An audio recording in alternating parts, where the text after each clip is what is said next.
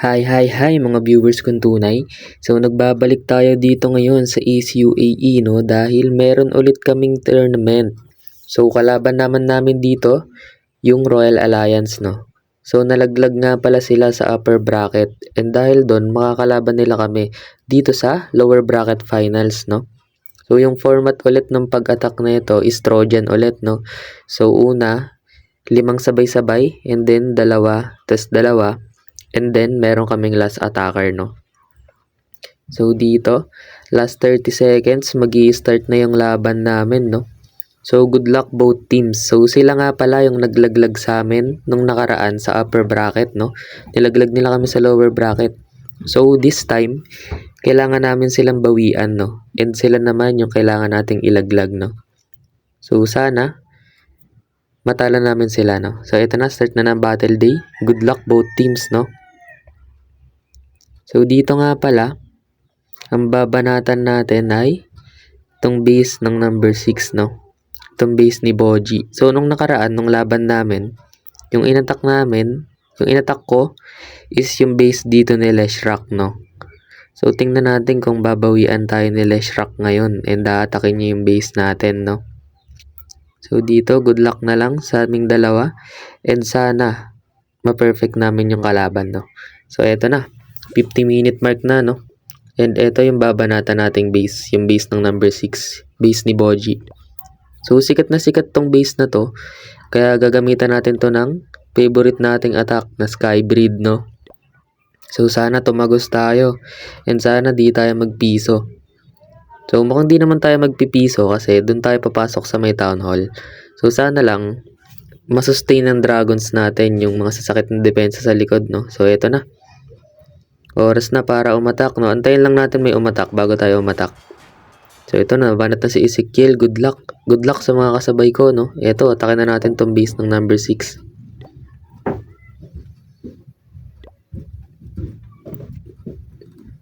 So, dito may corrupted defense na nga pala, no? Kaya medyo nadagdagan yung po-problemahin natin dito. So, ito, tanggalin muna natin tong bomb tower. Yan, tanggalin muna natin yan. Para di lumigo si Dragon Duke, no? Diyan na siya umakyat. So, dito, kailangan makuha ni Dragon Duke hanggang kahit saan. Basta kailangan niya lang i-funnel yung side na yan. So, kaya dyan natin siya nilapag, no? Kaso, na tornado trap, umikot-ikot, namatay tuloy yung Spirit Fox. Hindi nadamay si Spirit Fox sa Inbi. Mali pa tong Inbi natin na isa, no? Kaya medyo naman ba si Dragon Duke. So, dito na tayong Inbi. Oras na para ilapag yung Dragons, no? Unahan natin ng Lava Hound, Dragons. Din yan, lahat na. Si Grand Warden, yung Minion Prince, yung Skywagon. So, sama-sama sila dyan lahat, no? Ito si Queen, i-snipein natin yung Air Sweeper. Yan, nice one. So, dito, tamang diretso na lang yung troops natin sa gitna, no? Kaso, medyo nasa gitna si Monolith.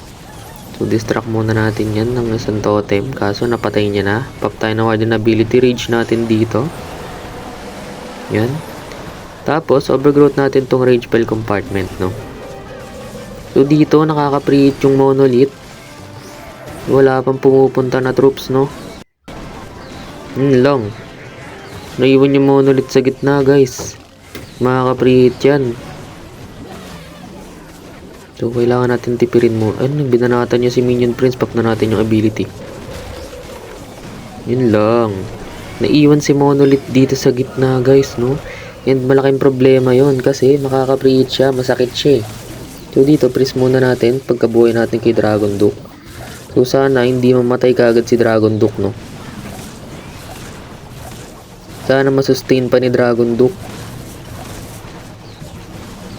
And ayun, nabuhay si Dragon Duke. So, makakapag-heal pa siya konti. Dahil naka-fire hard siya. At may isang dragon na kumuha kay Monolith, guys. Nice one. Ang galing naman nun. So, dito, feeling ko kaya na to, no? Kaya na to. 3 star na to. Nice one. So, banat natin. Makaka 3 star tayo, no? Nice one. Hindi tayo minamalas. So, dito may na-attack pa tayong kasama. And nakaka 13 stars na kami. So, ito no, 3 star ni Ezekiel yung 1. Nice one. Lakas. So, dito, makaka 3 star din si Death Templar and si Carnation na lang, no? So dito, banat ni Carnation, gamit niya ay throwers. And meron pa siya ditong isang minuto. Merboy pa yung Dragon Duke niya, may dalawa pa siyang revive. At may isa pa siyang totem. So ito, ginamit na yung totem, binuhay si Archer Queen kasi buhay pa si Dragon Duke. And may kalalagyan tong base ni Buggy, no? So dito, first 5 attacks namin, perfect lahat, no? So panoorin lang natin yung mga attack nila, guys. Dito nag-RC walk si Death Templar, kukunin niya yung Eagle Artillery, no? So yun, ni-recall out niya na, sabay na-activate niya yung dalawang Invispell compartment, sabay rocket backpack, tanggal yung isa. So dito, dire-diretso na lang yung troops niya, no? Yung kanyang Root Riders. So in-overgrowth niya muna yung taas dun, and wala nang masakit na depensang natitira na kayang pumunit sa Root Riders niya, no? So nice attack dito para kay Death Templar. Panoorin natin dito si PF Michael. Gamit dito ni PF Michael ay thrower. So sa taas siya nag-Warden Walk. Then dun niya na rin nalapag lahat ng throwers, no? And si Queen and King sa kabilang side. So gamit niya dito ay Log Launcher, no? Kaya nag-activate yung Invi sa may gitna. So dito, ang ganda pala ng pasok ng throwers niya, no? Pasok na pasok sa gitna. Kaya yun, abot na abot lahat ng depensa sa loob. So nice one, nice hit dito para kay PF Michael. May swag pa na revive spell, no? Lakas. So dito panoorin natin si Boss Ezekiel. So grabe, 3-star niya yung 1, no? Gamit niya dito ay throwers, fireball throwers. Ayun, no? Wasak yung rage spell compartment doon. Tapos doon yun na rin nilapag yung throwers niya. Sabay rocket backpack para kunin yung isa pang rage spell tower doon sa gitna ng town hall. So si King and Queen niya, yun yung ginamit niya pang funnel dito sa may bandang baba. Tapos yung throwers niya naman yung pinalakad niya dito sa taas, no? So bali, magsasalubong yung dalawang yan sa may town hall. Grabe, ang ganda ng plano niya dito. May kalalagyan talaga tong base ni Juggernaut, no? Wasak, lakas. So dito, na-attack na yung kalaban, no? Si Leshrac at si Jim, no? So kulang pa sila ng 3. So antayin muna natin yung 3 bago tayo manood. So, grabe, unang 5 attack namin makaka-perfect kami, no? So ito, nabanat na sila lahat. And panoorin natin si Leshrac, no? So babawiin niya tayo dito, guys, kasi trinistar natin yung base niya ng nakaraan. So dito gamit niya ay RC Walk na may kasamang Yeti, ay Super Yeti and throwers, no? So dito nag-RC Walk siya sa may isang rage compartment dito sa may upper right side, no? And lumabas na dito yung bantay. So si Queen naka-Giant Arrow, si Dragon Duke naman naka-Stun Blaster, no? So dito tamang inbi lang siya, no? And feeling ko re-recall niya na to. Yan, ni-recall na nga. So dito, saan siya maglalapag ng Root Rider? So si Dragon Duke nilapag niya dito sa may 3 o'clock para ituloy yung funnel. Si Queen naman ang Giant Arrow sa baba. And dito niya nilapag lahat ng Super Yeti and throwers niya, no? So naka-Log Launcher pala siya dito. And Heroic Torch siya and Rage Gem, no? So walang Eternal Tome na magpo-protect dito sa mga troops niya sa gitna. So sustain lang ng healers yung inaasahan niya talaga dito, no? Para sa kanyang throwers and Super Yetis. So dito nag-activate na siya ng Heroic Torch kay Grand Warden. Makuha niya na dito yung Town Hall, no? Si Dragon Duke naman dire-diretso lang sa taas. So dito maganda yung funnel na nagawa ng heroes niya, no? Si Archer Queen para dito sa kanyang Super Yetis. So dito, nagpop siya ng Stun Blaster sa gitna. Scatter Shot lang yung tinamaan. Sayang naman yun. Na-stack pa dito si Dragon Duke sa paghabol sa isang Ice Golem, no? So 4 pa dito yung Super Yeti niya, buhay na buhay pa. And yung healers niya, inihil yung throwers na naipit do sa gitna. So nag-activate na dito yung Rage Spell compartment, no? Nagpop na rin yung Phoenix kay Dragon Duke. So dito, dire-diretso yung troops niya sa may taas.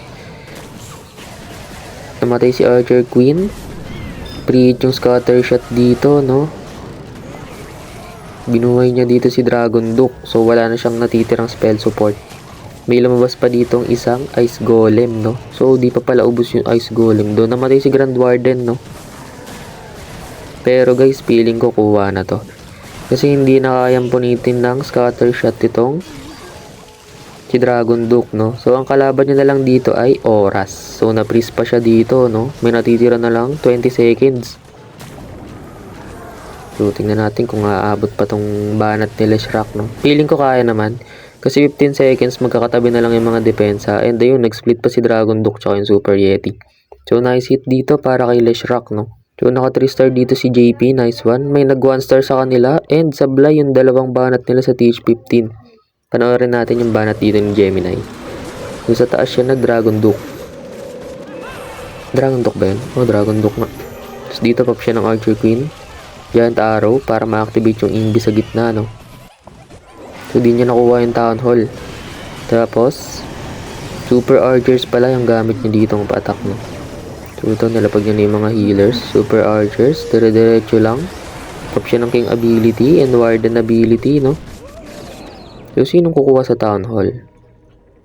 Si Dragon Duke siguro ni-revive niya, kaya na 2 star. So, dito si Jim naman, panoorin natin. Gamit dito ni Jim ay Root Riders and Valkyries, no? So, RC walk siya dito sa may bandang 12 o'clock. Naka-Rocket Spear dito si RC and Electro Boots, no? So, dito pop siya ng Queen ability, na-activate yung Invi sa gitna. And yung Root Riders niya dito, dire-diretso na lang papasok sa Town Hall. Overgrowth muna siya dito sa may likod, no? And yun, nakuha niya na yung Town Hall dito, kaso nag-Invi ulit yung mga depensa sa gitna. Yun lang. Kaya yun, medyo naka-preach yung defense dun sa gitna, no? Yung dalawang scatter shot at yung dalawang Inferno Tower. Kaya yun, naubos yung troops niya dito. So, nice try lang para kay Jim, no? So, ito, yung 1 star. 12%, 1 star. So, mukhang na-DC to, no? Na-DC to, si Baggy. So, sayang naman. Ito, nag-RC walk siya dito. Kuha niya yung Town Hall. Yan, tamang NB lang siya, no? So, dami niya pala ditong baon na invisibility, no? So, yun. Pagka-recall niya, wala na. Di na na-record yung attack niya, no? So, siguro may wifi na lumalabas sa gitna nung attack niya. Habang nabanat siya, no? Tapos, hindi na na-record yung yung mga troops na nilapag. So, sayang naman. Tapos, si JP na-attack na. Panoorin lang natin na mabilis, no? Kasi may ma-attack na rin sa kampi ko. So, dito, Giant Arrow, Rocket Backpack. To create some funnel, no? And ito na, dire-diretso na yung dragons niya sa gitna. So, Skybreed pala gamit niya dito, no? Na naka-double overgrowth. So, ito. Unang overgrowth nila pagnat. Dami niya pa dito ng dragons. So, dito, overgrowth siya ulit, no? And, meron pa siyang isang revive, isang freeze at isang totem, no? So, mukhang isaswag niya na lang to, guys. Grabe, lakas dito ni JP. Nice one. Nice hit para kay JP, no? So, ito na. Banat na yung kampi ko. Si Celo at si Kisha, no? So, panoorin natin si Kisha. Good luck, good luck. So, gamit dito ni Kisha ay throwers, no?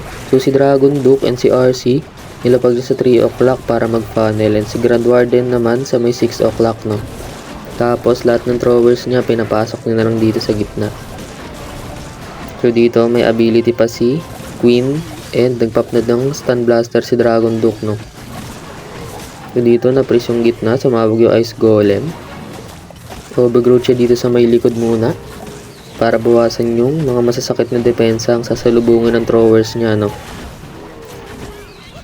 So, namatay na pala dito si Dragon Duke. Meron pa siyang 3 revive spell. And, 2 totem, no? So, ganda ng pasok ng throwers niya dito. Nasa gitna lahat. So, maaabot ng throwers dito yung Monolith. Yung Multi-Inferno, tsaka yung mga depensa dito sa gitna. So, mamatay ulit si Dragon Duke. Meron pa siyang 2 revive. So, nasusustain pa naman dito ng throwers, no? Dahil sa healers. Yun, tumalsik yung Yeti. Nakuha yung Giant Cannon. Nice one. So, dito may kalalagyan tong base ni Leshrac, no? Nice hit para kay Kisha. Panoorin natin si Celo. So, dito, naiwan yung Town Hall na naka-overgrowth and meron pa siyang Warden ability. Buhay pa si Dragon Duke, no? So, may 1 minute pa na natitira. So, may kalalagyan din tong base ni Jim. Ito na, times 4 niya na. Top siya Warden ability and ayun, 3 star. Nice hit para kay Celo, no? So, dito, 7 attacks. Wala pa kaming sablay, no? And yung kalaban dito, meron na silang 3 sablay. So, isang 1 star and 2 star, no? So, medyo lumalamang kami dito, guys. Nice one para sa aming team, no? So, mukhang malaki yung chance namin dito na mag-proceed sa Grand Finals, no? So, eto na. Nabanat na si Boji at si Juggernaut. Panoorin natin si Juggernaut. Gamit dito ni Juggernaut ay Super Yeti and Throwers, no? So, eto. Tamang RC walk muna siya dito sa may bandang 8 o'clock. So, unang inbi nilapag na. So, hanggang saan kaya abutin dito ni RC, no? Tamang inbi lang muna siya dito. So, ang goal niya, wag mamatay si Spirit Packs, no? Para mas malaki yung makuwang value na ito ni RC. So, eto, binaypass niya yung Builder's Hut. Tinarget ni RCC. Defending King. Makunat yan. Ako po. So, eto, inbi ulit. Dumiretso sa scatter shot si RC, no? Buhay pa si Spirit Packs. So, eto, re-regal niya na. Nice one. So, dito, nakapag-create na ng funnel si RC, no? And mukhang dito niya ilalapag sa baba itong kanyang mga troops. Ito na nga, nilapag na si Archer Queen. Na-activate dito yung ENB sa may Town Hall side, no? So, dito na, nilapag niya na lahat ng troops niya dito. Yan si Grand Warden, no? So, mukhang dito, sa may 9 o'clock nilalapag yung Dragon Duke, kayo na nga. Kasama si RC. So, nagpop na siya dito ng Rocket Spear, no, kay RC. Tapos ito, dire-diretso na lang itong throwers niya sa gitna. And gamit niya dito pala ay Lagger. So, ito, nagpop siya ng Heroic Torch kay Grand Warden para makapasok sa wall yung kanyang mga troops. So dito lapag siya ng totem pan-distract sa mga depensa din sa may Town Hall side, no. So pop na dito ng Stun Blaster yung Dragon Duke. Na stun yung Revenge Tower. Nice one. So si Revenge Tower at si Dragon Duke nag 1v1, no. Sino kayang malalamang? So si RC boy pa rin sa taas, no. Kunat ng RC niya, guys. So yun, talo si Revenge Tower, no? Pinalis ng Dragon Duke. So meron pa siyang isang revive. So tingin ko para kay Dragon Duke na yan. Pero nga, namatay na si Dragon Duke. Pero may Phoenix pa naman. And mukhang mati 3 star itong base ni Boss DC Cell, no? So nice hit para kay Juggernaut. So naka 3 star din dito si Boji. Gamit dito ni Boji ay Dragons and Dragon Riders, no?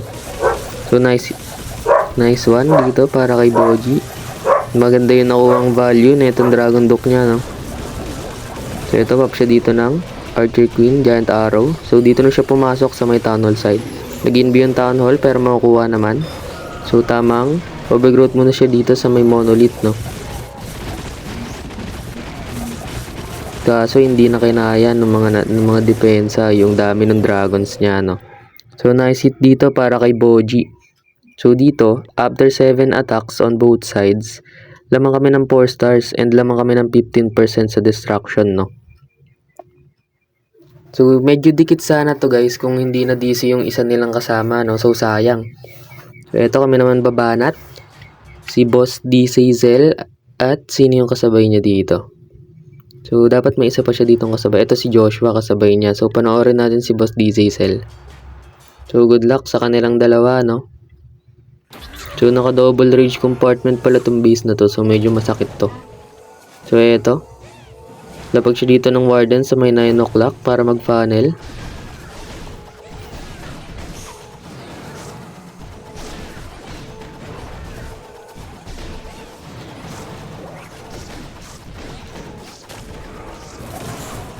Nilapag niya na rin pala si Dragon Duke at si RC dito sa may 12 o'clock, no, para i-funnel naman yung kabilang side.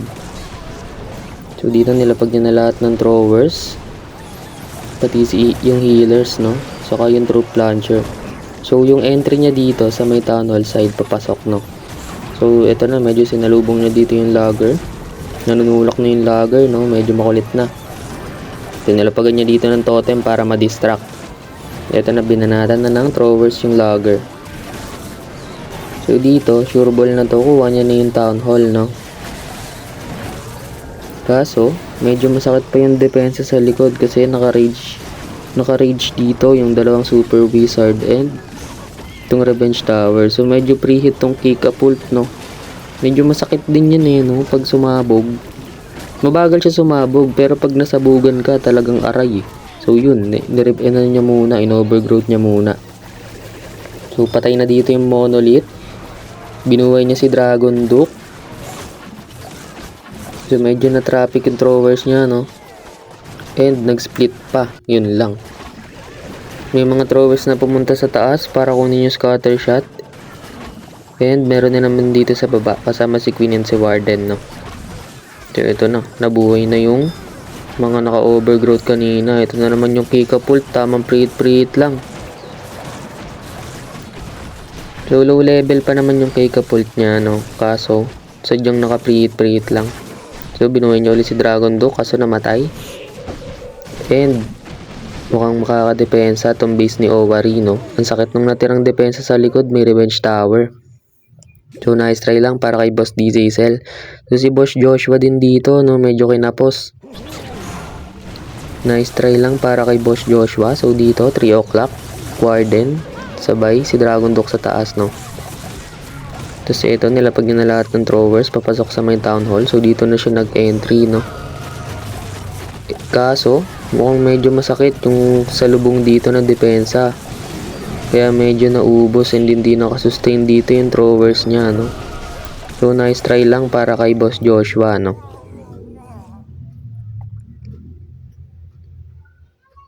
So ito, next attacker para sa kalaban si Owari and si Parakito. So good luck sa kanilang dalawa. Panoorin natin dito si Owari. So, gamit dito ni Owari ay Dragons and Dragon Riders, no. Dito tamang Dragon Duke charge muna siya sa may town hall side, no. So inb lang siya dito. So goal niya dito siguro ay makuha niya yung town hall, no. So ito, tamang inb lang siya. Kahit tinutulak-tulak siya ng air sweeper. So andito pala yung 4 na heroes, no. And yung Guardian. So, madidistract talaga tong Dragon Duke niya, no. Alam naman natin si Dragon Duke, favorite niyan makipag-away, no. Pag may nakita yung defending hero o kaya yung defending troop, ayun talaga target niya, eh. So, dito wala na siyang inbi. Nakuha niya yung Town Hall. Kaso, di niya nakuha yung multi-gear tsaka yung Super Wizard, no. Pero, di niya napatay yung long shot. Sayang. So, dito nilapag niya na yung Dragons and Dragon Riders. So, sama-sama na lahat. Kaso, nauuna yung Dragon Riders niya, no. Pero mukhang okay lang naman. Pop siya dito ng Warden ability early. So, si Queen, tamang funnel siya dito sa may taas, no. Kaso, di niya na-funnel tong baba. Lumiko tuloy si Minion Prince. So, dito, nag-overgrowth muna siya sa may Revenge Tower. Salubong siya dito sa Fire Spitter, guys, ha. Medyo masakit to. So, dito makukuha niya na yung Monolith. Meron pa siyang 2 freeze and 1 poison tsaka Minion Prince ability, no. Kaso, mabubuhay dito yung Revenge Tower mamaya. So, ito, nasabugan yung mga dragons niya sa taas ng Giga Bomb. Meron pa, ito na, nabuhay na yung Revenge Tower. Prinis niya muna dito, wala na siyang freeze. Meron na lang siyang Minion Prince ability, no. So, tamang preet dito. Yun, nilapag na dun yung Minion Prince ability, nice one. Kaso nabanatan. Buti na lang naka-Phoenix yung Minion Prince, no. Kaso masakit talaga yung mga depensa dito sa likod, no. So makakadepensa tong base ni Boss Tanjiro. Nice try lang para kay Owari. And dito si Parakito, naka 3 star kaya si Parakito. Yun, naka 3 star si Parakito, nice one. Panoorin natin yung banat niya, no. So gamit niya dito ay Mass Inbi sabay Dragons. So dito sa taas na siya nag-RC walk. Naka-Rocket Spear si RC and Electro Boot. So inbi lang siya dito, no. So maganda yung funnel pala na nagawa dito ni RC. Tapos dito nilapag niya na lahat ng Dragons and Dragon Riders, no. So si Dragon Duke yung nagtuloy ng mga naiwang kalat ni RC. Tapos dito dire-diretso na lang yung troops niya sa may Town Hall, no. So ang ganda nung pasok ng Dragons niya dito, no. Kaya na 3 star itong base ni PF Michael. So meron pa siyang isang revive, binuhay si Dragon Duke. And ayun, 3 star yung base ni PF Michael. So nice hit para kay Parakito, no. And lamang kami dito ng 3 stars. So pag naka 3 star dito or kahit 1 star lang si Boss Tanjiro, panalo na kami, no. So good luck para kay Boss Tanjiro. Gamit niya dito ay Super Bowlers. So dito Dragon Duke charge sa may 3 o'clock. Hindi mo na siya naglapag ng inbi kasi wala pa namang bumabawas dito kay Dragon Duke na medyo masakit, no. So ito unang inbi nilapag na. Distracted yung Dragon Duke niya, no? Lumiko. So, naiwan yung X-Bow. So, dito tamang inbi lang siya, no? And medyo nasa labas pa si Dragon Duke nung inbi. So, dito, ito na. Pinuntahan na ni Dragon Duke yung bantay. So, sana makuha ni Dragon Duke yung Revenge Tower, guys, no? Yun yung pinaka the best na value na ibibigay niya dito sa Dragon Duke charge ni Tanjiro. So yun, pumunta siya sa Revenge Tower, no? Nice one. So dahil dyan, makukuha niya yung Revenge Tower, no? And wala nang iisipin na masakit na depensa to sa dulo si Boss Tanjiro. Maliban na lang dun sa Fire Spitter na nasa gitna. So dito na siya pumasok sa may Monolith, no? So early pa lang makukuha niya na dito yung mga major defenses na ito ni Boss JM. So dito si King and Queen yung nilapag niya to funnel itong 6 o'clock side. Tas eto, ang ganda ng pasok ng super bowlers niya, guys. Ito dire-diretso na lang sa gitna, no? So ang sakit niyan pag naka-rage. So eto na nga, tingnan niyo yung lagger, guys. Mawawala yung buhay niyan mamaya. So yun, basag yung Town Hall. And yung lagger dito walang nagawa, no? Si Dragon Duke binuhay niya sa taas. Ay hindi, di pa na, ay namatay pala yung Dragon Duke niya kanina. So ito binuhay niya si Dragon Duke, no? Meron pa siyang isang revive spell. So si Queen dito buhay pa dahil na lang sa pagtatangke ni Giant, no? So nice one. Ito babagsak na yung Queen niya. So dito buhay pa si Dragon Duke. Ang tanging threat na lang dito sa kanya is itong X-Bow, Super Multi-Archer Tower, tsaka Air Defense, no? So may healer pa dito na So nice one, tinangke pala ng Super Bowlers yung X-Bow. Tapos kinuha din ng Super Bowler yung Air Defense, no? So dahil dyan, grabe makaka 3 star dito si Boss Tanjiro, no? With the swag ng isang revive spell. So dahil dyan, sure ball, panalo na kami dito, guys. Kahit maka 3 star pa yung last attacker nitong kalaban, no? So grabe, 8 yung 3 star namin dito. Lalakas ng kasama ko. So ito, nabanat na si JM, good luck. Gamit niya dito ay Dragons and Dragon Riders, no? So dito, Dragon Duke charge sa may bandang 4 o'clock. Yun, lumiko yung Dragon Duke niya. So ganda ng skin ng Dragon Duke niya, guys, no? Ibig sabihin lang yan, max niya na lahat ng heroes, no? So pati lahat ng equipment dito ng mga heroes niya, max niya na rin ata. So nice one, grabe. Lakas na ng account nito ni Boss JM. Dito, INB. Si Dragon Duke naghahabol ng bantay. Pumunta sa Ice Golem, no? So favorite niya talaga yung mga yan, guys. Yun lang yung mahirap dito kay Dragon Duke, eh. May sarili siyang mundo, eh, no? Hinahabol niya talaga kung anong gusto niya habulin. So kailangan dito magaling ka mag-manipulate. Kailangan manipulate mo dito si Dragon Duke, no? So ito mo, kuha ni Dragon Duke yung Town Hall. So pampapatay niya dito yung long shot. Sana. Yun, napatay niya na yung long shot. So giant arrow dito sa may taas. And ito na yung dragons niya, no? Sa may bandang 3 o'clock na siya nag-entry. So dito, lapag siya ng totem. Distract yung mga X-Bow dito sa taas. Si Archer Queen naka Frosty, no? So eto na. Papunta na sa gitna yung kanyang Dragon Riders and Dragons, no? So maganda dito yung entry ng Dragons and Dragon Riders niya. Pasok na pasok sa gitna, no? So dito nag-overgrowth muna siya sa likod sa may Monolith and Super Wizard Tower, no? So dito makukuha niya na yung Revenge Tower. Finish niya muna. Top siya dito ng Warden ability. So si Dragon Duke buhay pa. Pero wala siya ditong revive, no? Ito, last free spell nila pag sa may Inferno Tower. So dito, ang tanging inaasahan niya na lang ay yung ability ni Minion Prince. So ito, ganda ng ability ni Minion Prince, guys. Prince lahat ng depensa dito, no? Kaso, yung RC, inubos yung dragons niya, tsaka si Dragon Duke sa baba. So ito, mukhang makakadepensa pa tong base ni Boss Ezekiel, ah. So yun, namatay si Minion Prince, no? And yun nga, mukhang kakapusin dito si Boss JM, no? So nice try lang dito para kay Boss JM. So dahil dyan, after 10 attacks, 28 and 24 yung score, no? And meron kaming 93%, sila 83, no? So dahil dyan, ito na nga.